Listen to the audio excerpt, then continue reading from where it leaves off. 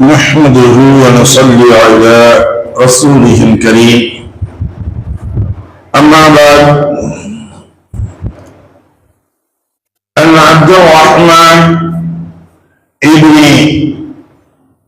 حافظ أن عبد الرحمن بن عثمان ديني رضي الله تعالى عنه أن رسول الله صلى الله عليه وسلم نهى عن قطع الحاج أو قال النبي صلى الله عليه وسلم صدق رسول النبي الكريم.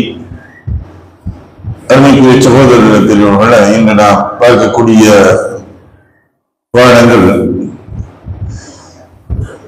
உரிமையாளரின் அனுமதியின்றி கால்நடைகளில் பால் கறப்பது,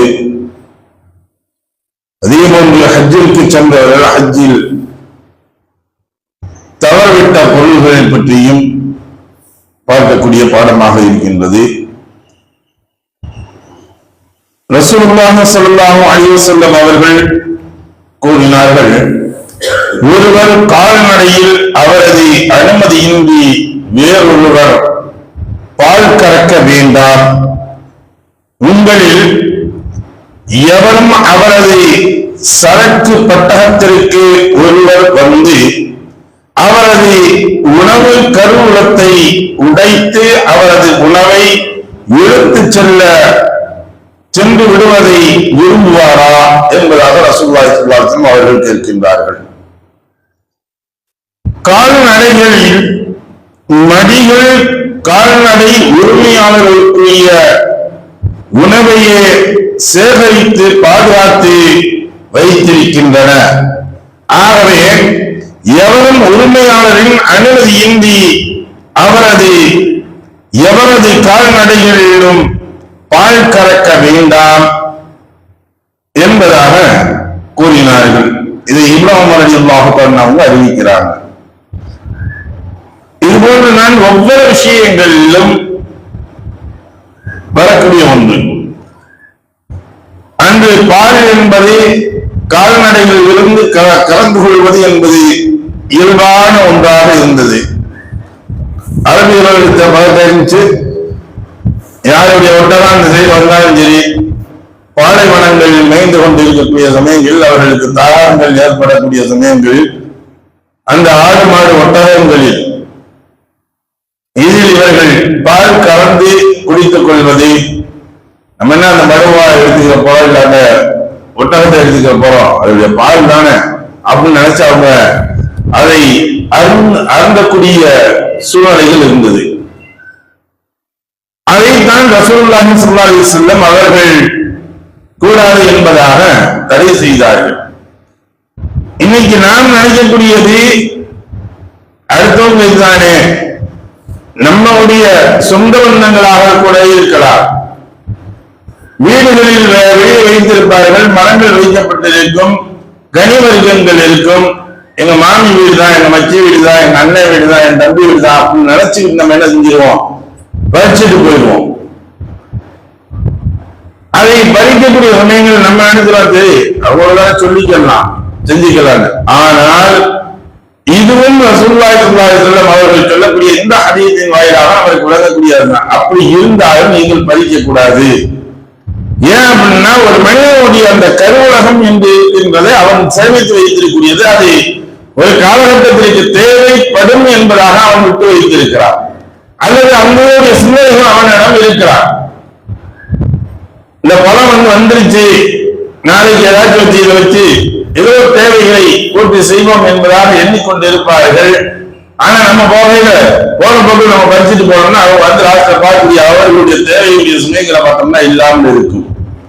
அப்ப இது போல அனுமதி இல்லாமல், அவர்களுடைய அனுமதி இல்லாமல் பறிப்பது என்பது கூடாது. அதில் இருந்து நாம் எடுப்பது என்பது கூடாது என்பதைத்தான் இந்த ஹதீஸின் வாயிலாக நமக்கு சொல்லி காட்டுகின்றார்கள். அதே போன்று ஹஜ்ஜிற்கு செல்லக்கூடியவர்கள் அல்லது ஒரு பெரும் கூட்டங்களாக இருக்கக்கூடிய ஒரு மாநாடு இது போன்ற சூழ்நிலைகள் ஏற்படுகின்றது. இந்த இடங்களில் ஒரு பொருளை தவறவிட்டு விடுகின்றோம் அப்படிங்கிற அந்த பொருள்கள் எடுத்து என்பது சிரமமான ஒரு காரியம். ஹஜ்ஜில் நம்ம போனா பார்த்தோம்னா தெரியும், ஹஜ்ஜுக்கு செல்லக்கூடியவர்களுக்கு தெரியும், உம்ரா ஹஜ்ஜிற்கு செல்லக்கூடியவர்களுக்கு அங்க காபாவுல போகக்கூடிய சமயங்கள்ல ஒரு பொருள் தொலைஞ்சு போச்சுன்னா டக்குன்னு கீழே விழுந்தா கூட குனிஞ்சு எடுக்கிறது ரொம்ப சிரமமான ஒண்ணு. குனிஞ்சு எடுத்தாங்க அப்படின்னா இவர்களுக்கு பின்னாடி இருக்கக்கூடியவர்கள் வரக்கூடியவர்கள் அதை தள்ளிவிட்டு விதிக்க கூட செஞ்சிருவாங்க. அது மரணத்தில் தழுவக்கூடிய சூழ்நிலைகள் முதற்கொண்டு ஏற்பட்டுவிடும். இப்போது ரசூலுல்லாஹி ஸல்லல்லாஹு அலைஹி வஸல்லம் சொன்னாங்க, அதனாலதான் ஹஜ்ஜுக்கு செல்ல ஹாஜிகள் தவறவிட்ட பொருள்களை எடுக்க வேண்டாம் என தடை விதித்தார்கள். அவங்க தவறவிட்ட பொருளை நீங்க குனிஞ்சு எடுக்கக்கூடிய சமயங்களிலோ அல்லது வேறொருவர்கள் இருக்குது அப்படின்னு நினைச்சு நீங்க எடுத்தீங்க அப்படின்னா அதன் காரணமாக ஏற்படக்கூடிய விளைவுகள் பெரிதாக ஆகிவிடும். அதனால நீங்க அதை எடுக்காதீங்க அப்படின்னா. இன்னைக்கு அல்ஹம்துலில்லாஹ் இப்ப உள்ள காலகட்டங்கள் எப்படி வந்துருச்சு, இந்த தவறவிட்ட பொருள்களை எடுத்து பின்னால் எடுக்கப்பட்ட அவர்கள், அதாவது அந்த மக்காவை ஹரம் ஷரீஃபை தூய்மைப்படுத்தக்கூடிய பணியாளர்கள் மூலமாக அவர்கள் அதை சேமிக்கப்பட்டு எடுக்கப்பட்டு வைக்கப்பட்டு இது போன்ற அவசியமான அத்தியாவசியமான பொருட்கள் இருக்கக்கூடிய சமயத்தில் அதை ஒரு இடங்களில் ஸ்டோரேஜ் பண்ணி வச்சிருக்காங்க. அது அவர்கள் ஹாஜிக்கு போய் அந்த இடத்துல வந்து தவறவிட்ட பொருள்களை கிடைக்கும் இடம் என்பதாகவே அது பெயர் வைக்கப்பட்டு வைத்திருக்கிறாங்க. அங்க போய் சொன்னோம்னா நம்மளுடைய அடையாளங்களை, என்னுடைய பொருளை இந்த பொருளை இப்படி தோன்றிருச்சு அப்படின்னு சொன்னோம்னா அவங்க கரெக்டாக அதை வந்து எடுத்துக் கொடுக்கக்கூடிய சூழ்நிலைகள் பாதுகாத்து வைத்திருக்கின்றார்கள். சென்று நாம் அதை அடையாளம் சொல்லி வாங்கக்கூடிய லெவல்கள் இன்னைக்கு வச்சிருக்காங்க. அப்ப இப்படி பொருள்களை அங்கே நாம் அடுத்தவர்களுடைய பொருள்களாக இருக்கும், நம்மளுடைய பொருள்களாக இருக்கும், தவறவிட்ட பொருள்களை அங்கே எடுப்பதை நீங்கள் கூட அதை எடுக்காதீங்க. இதே போல கூட்டத்தில் இருக்கக்கூடிய சமயங்கள்ல ஒரு மாநாடு நடக்குது, ஒரு பொருள்கள் தவறவிட்டோம் அப்படின்னா உடனே அதை தேடிக்கிட்டு அந்த பரிசாட்டில் இருக்கக்கூடியது இவங்க போயிருப்பாங்க, ஒரு வேலை நிறைய போயிருப்பாங்க. ஒரு நபருக்கு ஒரு பொருள் தொலைஞ்சிருச்சு அப்படிங்கிற காரணத்தால என்ன செய்வாங்க, ஒட்டுமொத்தமாக அந்த வேன் வந்திருக்கக்கூடிய 10-15 பேர் அல்லது பஸ்களில் போகக்கூடிய 60 பேர்களுக்கும் அந்த பரிசாட்டுகள் ஏற்பட்டுரும். அந்த பதட்டங்கள் ஏற்பட்டு எல்லா பேருமே தேடக்கூடிய சூழ்நிலைகள் இருக்கும். அப்ப இந்த தேடக்கூடிய சூழ்நிலைகளில் பொது இடங்களில் ஒரு கூட்டமாக பெருமள கூட்டமாக இருக்கக்கூடிய சமயங்களில் அதை சற்று நாம் தள்ளி வைப்பது, அதை கைவிடுவது சிறந்ததாக இருக்கின்றது. இந்த ஹதீஸின் வாயிலாக நமக்கு உணர்த்தக்கூடியது அதுதான். இதை படித்தும் இதை கேட்ட மாதிரி விளைந்து நடக்கக்கூடிய நன்மக்களாக உள்ளவங்களாக அருள்வானாக. வாஹித்தவன் அல்ஹம்துலில்லாஹி ரப்பில் ஆலமீன். சுப்ஹானல்லாஹி வபிஹம்திஹி சுப்ஹானக்கல்லாஹும்ம வபிஹம்திஹி வ நஷ்ஹது அன் லா இலாஹா இல்லா அன்த வ நஸ்தக்ஃபிருக வ நதுபு இலைக். ஆமீன். சுப்ஹான ரப்பிக ரப்பில் இஸ்ஸத்தி அம்மா யசிஃபூன் வ ஸலாமுன் அலல் முர்ஸலீன் வல்ஹம்துலில்லாஹி ரப்பில் ஆலமீன்.